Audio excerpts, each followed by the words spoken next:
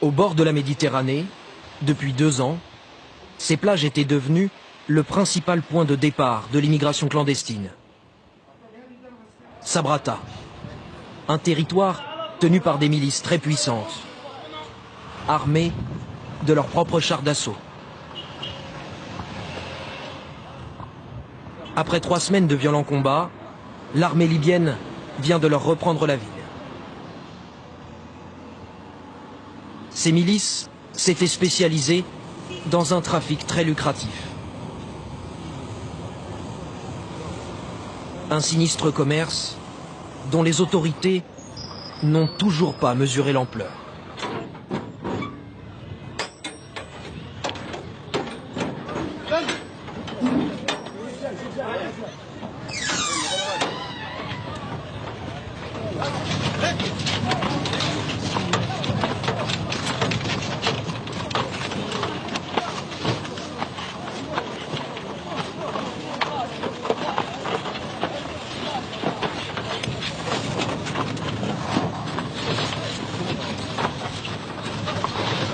Des migrants venus de toute l'Afrique, achetés et vendus comme du bétail, avant même de réussir à franchir la Méditerranée. Tu viens d'où? Guinée? D'accord, reste là. Et vous? Vous venez de quel pays? Sénégal? Ok, asseyez-vous là. Je n'ai jamais vu ça. Depuis la fin des combats, on en a déjà récupéré entre 6 000 et 7 000. Ça augmente tous les jours. Ils étaient chez les miliciens, chez Alamou et tous les autres. Alamou, le chef de la principale milice de Sabratha, dont voici l'une des rares photographies. L'un des plus grands trafiquants de migrants, aujourd'hui en fuite. Près du rivage, ces soldats de l'armée libyenne découvrent son quartier général et ses entrepôts où il stockait des milliers d'hommes, de femmes et d'enfants. Au total, près de 15 000 migrants ont été trouvés dans les hangars de Sabratha. 6 000 seraient encore entre les mains des miliciens. Le commandant Bassem Al-Garabli dirige la lutte contre ces réseaux criminels depuis 4 ans. Il a vu les trafiquants construire leur empire sur le dos de ces migrants. Parmi eux, il y en a qui ont payé jusqu'à 5 000 $ pour arriver ici. Ça peut représenter des dizaines de millions. Alamou, à lui tout seul, possédait au moins 10 millions de dollars. Ces gens sont juste de la marchandise. C'est du trafic d'êtres humains. Un trafic qui, selon plusieurs ONG, rapporterait entre 1,5 milliard et 3 milliards de dollars. Ces migrants, en Libye, on les appelle les diamants noirs.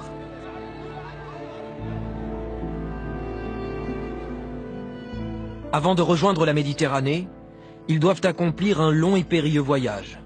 Ils commencent au Sénégal, en Guinée, en Côte d'Ivoire, au Mali ou au Nigeria. Il se poursuit à travers la Libye, sur l'une des routes les plus dangereuses. Elle passe par Bani Walid, plaque tournante du trafic de migrants.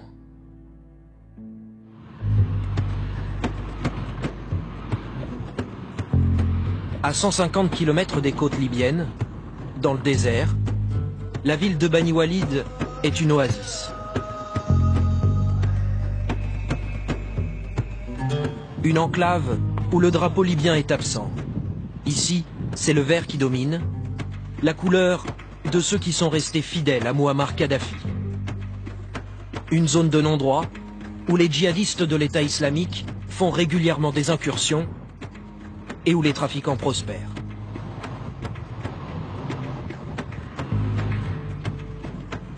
Notre guide est l'un des dignitaires de la ville, Alou Senkir, professeur d'université.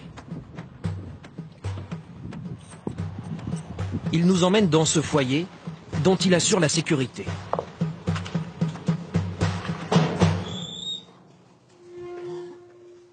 Salam alaikum. Salam alaikum. Oh Comment ça va?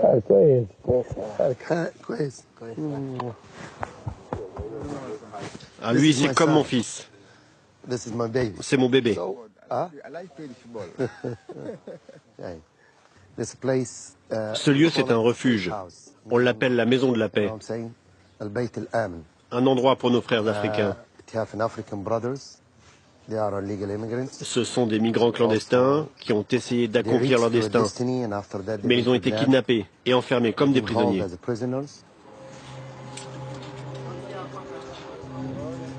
Tous ont été séquestrés par des trafiquants et ont dû payer une rançon pour être libérés.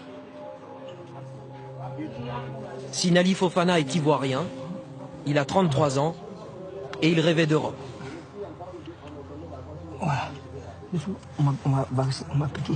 Pendant 6 mois, il a été torturé. Doucement, doucement, doucement, doucement. Attends, il va bien manger ça. Ça ira. Doucement, doucement, doucement. Laisse-y quoi, doucement. Doucement, doucement. T'ont tapé les mains? Oui. Mais, pied, tête. Et la cicatrice. C'est bon, c'est bon. Bon, il faut le bras là. Pourquoi tu as si mal? Qu'est-ce qui t'est arrivé? Matin, midi, on me tape. Je suis sorti il n'y a pas longtemps. Donc, pour me rétablir là, il faut au moins 1 mois. Pendant 6 mois, on m'a tapé. Pendant 6 mois. Matin, midi, soir, on m'a frappé. Matin, midi, soir, on me frappe. Parce qu'il n'y a pas l'argent. Et matin, midi, soir, on me frappe. Il n'y a pas l'argent. Quand est-ce que tu es sorti? Je suis sorti, ça me fait maintenant 12 jours. 1 semaine, 5 jours. Mais par la grâce de Dieu, aujourd'hui, ça va très bien. Ça va.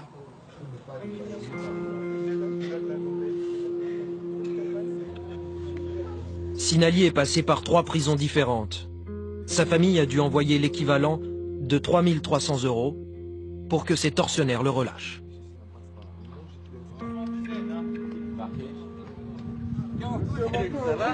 Une fois par semaine, quand les conditions de sécurité le permettent, des humanitaires de Médecins sans frontières viennent jusqu'à Bani Walid. Là, tu vois, je suis revenu. Hein. Ouais, ça va.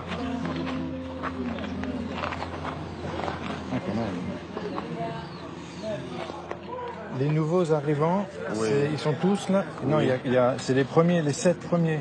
Effectivement. D'accord. Après, c'est des gens qui sont déjà venus. Voilà. D'accord, ok. On va déjà voir les premiers parce qu'il faut voir ce qui se passe au niveau urgence, au niveau médical. 7 nouveaux arrivants en combien de jours? Arrivé 3 jours. En 3 jours, il y a 7 nouveaux arrivants. Ouais. Et peut-être 2 autres encore, on ne sait pas, on va voir. On appelle le premier? Pendant plusieurs heures, le médecin enchaîne les consultations. Tu as reçu des coups ici? Partout. Une vingtaine de patients à chaque fois. Ce qui se passe, il y en a partout sur les bras. Passé combien de temps en prison? Aboubacar Diarrassouba a 29 ans. Il est ivoirien, lui aussi. On peut regarder au niveau du dos? Il a été libéré il y a seulement 2 jours. Aïe, aïe, aïe.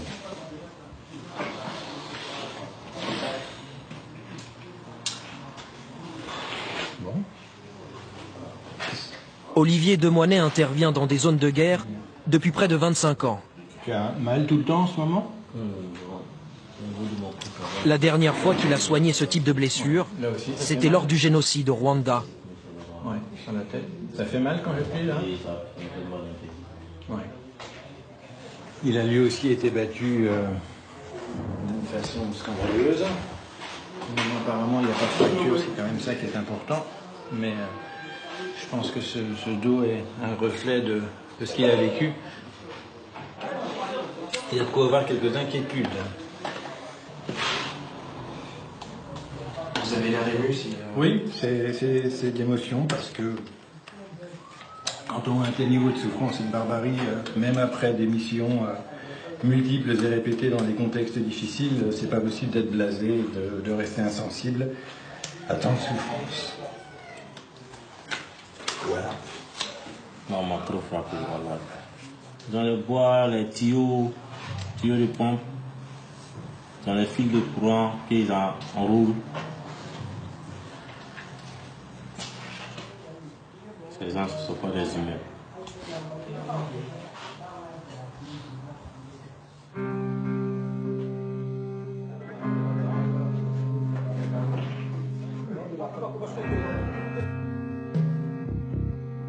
Comme Aboubacar, ces rescapés essayent de reprendre des forces au foyer. Près de 70 hommes et une seule femme, Rachel John, une Nigériane de 21 ans, avec sa petite fille, âgée d'1 mois. Elle a accouché dans cette pièce. Elle s'appelle comment? Praise. Ça veut dire quoi? Mean thank God. Ça veut dire merci mon Dieu. Because where I came Parce que là d'où je viens, c'était très difficile. Et toute personne qui s'en sort se doit de remercier Dieu. Thank you God. It's not good. Elle aussi a été torturée. Sa famille n'avait pas l'argent pour payer sa rançon. Sur ces photos, prises le jour de son arrivée au foyer, elle nous montre ses cicatrices sur son crâne. Ses bourreaux l'ont frappée à coups de pelle. Prisonnière pendant toute sa grossesse, Rachel s'estime chanceuse de ne pas avoir eu son enfant en détention. Yeah, more than 300. Nous étions plus de 300. There were so many kids. Il y avait beaucoup d'enfants là-bas There were kids, et des femmes enceintes. pregnant women there. So the kids, Celles those qui avaient that déjà had des enfants, baby, leurs enfants se faisaient they battre. would beat their baby. Ils les fouettaient. They would Ils beat battaient them, même les flog bébés. them. So Ils les battaient et ils les fouettaient pour les obliger à payer l'argent. Ils donnaient des cigarettes aux enfants pour qu'ils les fument. Et si les enfants refusaient de fumer, ils les fouettaient.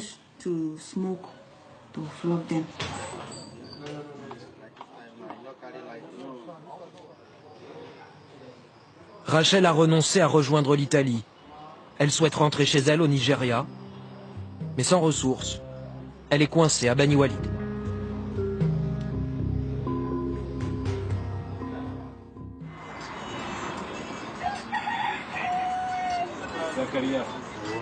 Limba, oui. Où est ton miroir? Ton miroir.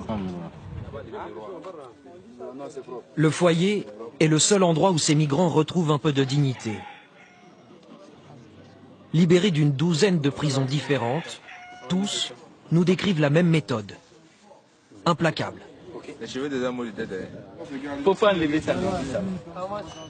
Pour obtenir le maximum d'argent, les trafiquants appellent les familles pendant les séances de torture.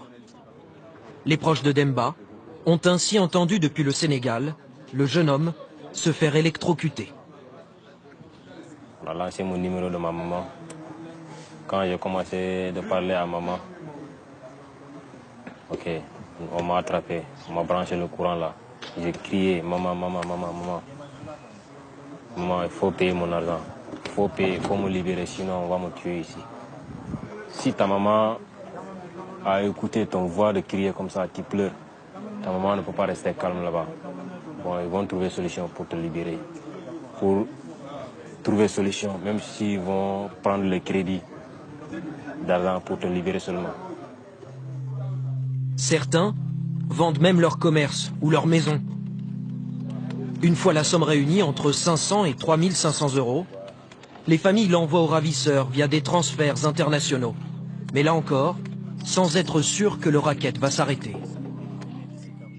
Il faut payer en tranches. Doucement, doucement. Pourquoi faut pas tout payer tout de suite? Parce que tu as peur qu'on ne te revend dans une autre prison. Si tu payes une fois, il se dit que tes parents ont beaucoup d'argent. Donc quand on te vend ailleurs, ses parents vont payer encore là-bas. Donc c'est comme ça, il se dit, bon, les gens aussi ont compris ça. Ils font comprendre à les parents que vraiment, il ne faut pas payer tout l'argent à la fois. Aujourd'hui, la plupart d'entre eux n'osent même pas sortir du foyer. Leurs kidnappeurs ne sont pas loin, à 2 ou 3 kilomètres d'ici.